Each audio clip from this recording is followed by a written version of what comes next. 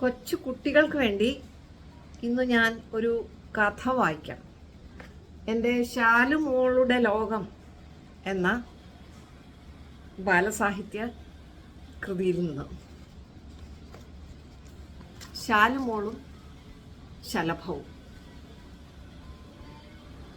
അമ്മേ, ശാലുമോൾ വിളിച്ചത് കേട്ട് അമ്മ ഉമ്മറത്തോടിയെത്തി. ദാ കണ്ടു അമ്മേ, ഞാൻ നട്ട ചെത്തിയെല്ലാം പൂത്തു. പൂക്കളിലൊക്കെ നിറയെ പൂമ്പാറ്റ. എന്തു ഭംഗിയാമ്മേ! മഞ്ഞ, ചുവപ്പ്, ഹായ് കറുപ്പ്. ശരിയാണല്ലോ, നല്ല ഭംഗിയുണ്ട് മോളെ. ചിത്രശലഭം മാത്രമല്ല, മഞ്ഞ വാലുള്ള തുമ്പിയും ഉണ്ടല്ലോ, അമ്മ പറഞ്ഞു. അമ്മേ, മുറ്റത്തെ മണ്ണിൽ കുഴിയുണ്ടാക്കിയ കുഴിയാന വളർന്നതല്ലേ ഈ തുമ്പി? അതേ മോളെ, മോളും മിടുക്കിയാണല്ലോ. അച്ഛൻ എനിക്ക് പറഞ്ഞു തന്നതാ അമ്മേ. ചിത്രശലഭത്തിനെ പൂമ്പാറ്റ എന്നും വിളിക്കാമെന്നും അച്ഛൻ പറഞ്ഞു തന്നു. കുഴിയാന വളർന്നാൽ ചിത്രശലഭം ഉണ്ടാവുമോ അമ്മേ? ഇല്ല മോളെ, ദാ നാരകം കണ്ടോ? അയ്യോ അമ്മേ, അതിൻ്റെ ഇലകളിലെല്ലാം പുഴുവിരിക്കുന്നല്ലോ. ഇപ്പോൾ നാരകത്തിന്റെ ഇലയൊക്കെ ദാണ്ടെ പുഴു തിന്നു തീർത്ത് കളഞ്ഞല്ലോ അമ്മേ. എന്നിട്ടാ പുഴുവൊക്കെ ദേ ജീവനില്ലാത്ത പോലെ തൂങ്ങിക്കിടക്കുന്നു. മോളെ, അമ്മ പറഞ്ഞു, അതിനെ പ്യൂപ്പ എന്ന് പറയും. പുഴുവിന് മാറ്റം വന്ന് പ്യൂപ്പയായി. ഇനി ഈ പ്യൂപ്പയ്ക്ക് രൂപാന്തരം വന്ന് ശലഭം പുറത്തു വരും. ഈ ഉറങ്ങിയതുപോലെ ഇരിക്കുന്ന പ്യൂപ്പയ്ക്കുള്ളിൽ ഇപ്പോ ശലഭം വളരുകയാണ് മോളെ. അമ്മയുടെ വയറ്റിൽ മോള് വളർന്നത് പോലെയാണോ അമ്മേ? ശാലുമോള് ചോദിച്ചു. അമ്മ പൊട്ടിച്ചിരിച്ചു.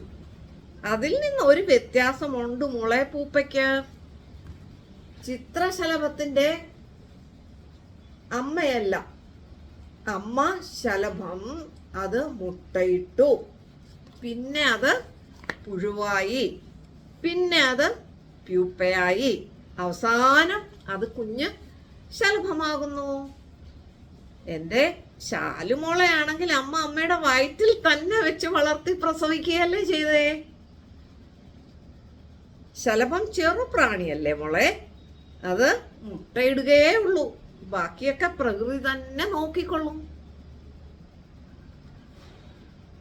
അമ്മേ, ഇപ്പോൾ ഈ നാരകച്ചെടിയും ഈ ചെത്തിച്ചെടിയും ഇല്ലെങ്കിൽ പൂമ്പാറ്റയും ഇല്ല അല്ലേ?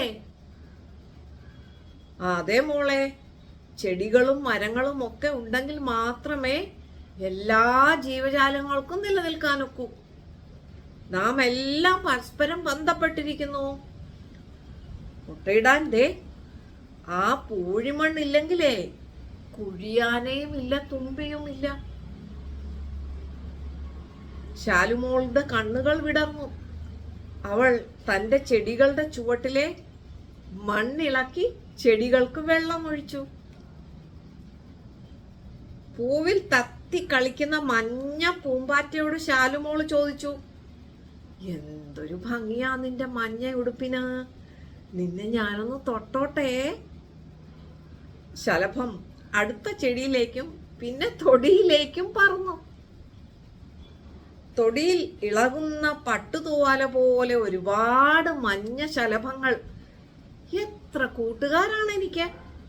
വെറുതെ അല്ല, നിനക്കിത്ര പത്രാസ്.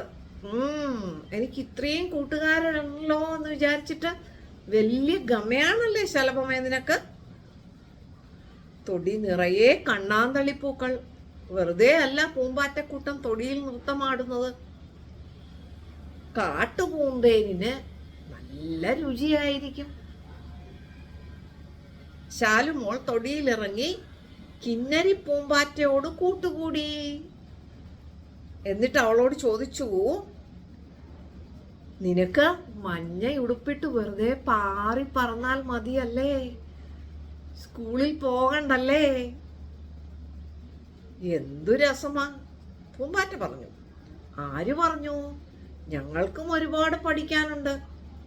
അതിന് സഹായിക്കാൻ അമ്മയും ടീച്ചറും ഒന്നുമില്ല. എന്താ നിനക്ക് പഠിക്കേണ്ടത്? അതിരാവിലെ ഉണർന്ന് ചിറകുകൾ പതുക്കെ ചലിപ്പിച്ച് ഞങ്ങൾക്കും ഉണ്ട് യോഗ ക്ലാസ്. ശാലുമോള് പൊട്ടിച്ചിരിച്ചുപോയി. പിന്നെ കരിവണ്ടുകളും തേനീച്ചയും ഒക്കെ വരുന്നതിന് മുമ്പേ തേനുണ്ണാൻ വേണ്ടി പഠിക്കണം. ഇല്ലെങ്കിൽ ഞങ്ങൾ പട്ടിണിയായി പോകും. ഉച്ചവെയിൽ തളരാതെ മരത്തണലിലെ ചെടികൾക്കിടയിൽ ചിറക് ചേർത്തിരിക്കാനായിട്ട് പഠിക്കണം. അങ്ങനെയാണ് ഞങ്ങൾ വിശ്രമിക്കുന്നത്. ഇതൊക്കെ കൂട്ടുകൂടി ചെയ്യുന്നത് കൊണ്ട് നല്ല രസമാണ് കേട്ടോ. ശാലുമോൾ സ്കൂളിൽ പോയി കൂട്ടുകാരോട് ചേർന്ന് കളിക്കുന്നത് പോലെ. പക്ഷേ അച്ചടക്കം വേണം, അല്ലെങ്കിൽ ആപത്തുകൾ വരാം. പാറിപ്പറക്കുന്ന ചെമ്പരുന്തോ മറ്റോ ഞങ്ങളെ കൊത്തി തിന്നേക്കാം, സൂക്ഷിക്കണം. അയ്യോ, ശാലുമോൾ അറിയാതെ നിലവിളിച്ചു പോയി. കിന്നരിശലഭം പൊട്ടിച്ചിരിച്ചു. സദാ ശ്രദ്ധ വേണമെന്നേ ഞാൻ പറഞ്ഞതിനർത്ഥമുള്ളൂ. കൂട്ടുകാർ അടുത്ത തൊടിയിലേക്ക് പറക്കുന്നു ശാലുമോളെ, ഞാനും പോട്ടെ, ടാറ്റാ. കിന്നരിശലഭം പറന്നുപോയി. ശാലു വീട്ടിലേക്ക് തിരിച്ചു നടന്നു. കൊച്ചു കൂട്ടുകാർക്ക് കഥ ഇഷ്ടപ്പെട്ടെന്ന് വിചാരിക്കുന്നു. നമസ്കാരം.